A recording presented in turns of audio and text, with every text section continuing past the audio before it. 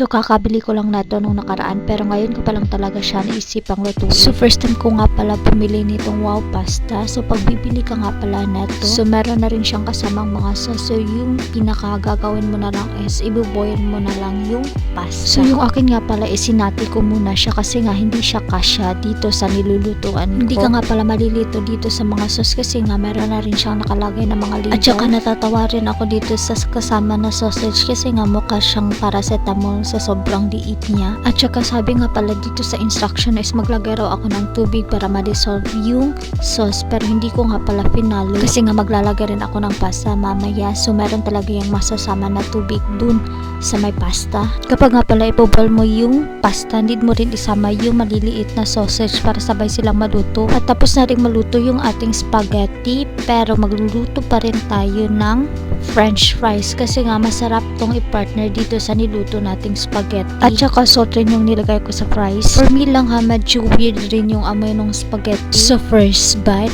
medyo weird siya at first, pero kalaunan is kapag continue nga pala yung kain mo is medyo masarap rin nga pala siya. Kung nakapapansin niyo is medyo malaki-laki rin yung kain ko niyan kasi nga gutom ako that time. Hindi kasi ako nakapag-lunch kasi tinatamad ako magluto ng tanghalian. Tinatamad akong gumalaw-galaw that time kasi nga from morning until gabi yung ulan dito at saka sobrang lamig-lamig rin ng hangin. Kung i-rate ko to is nasa 7 out of 10. At kung magtatanong kayo kung bibilin ko pa ba to ulit, so I think oo kasi nga medyo okay rin naman sa akin yung lasa niya. At saka nabili ko nga pala ito for only 16 pesos at saka medyo marami-rami rin siya compared dun sa madalas kong bilhin na merong carbonara. Mukha lang siyang maliit pero girl, sobrang busog na busog ako na to after kong kumain.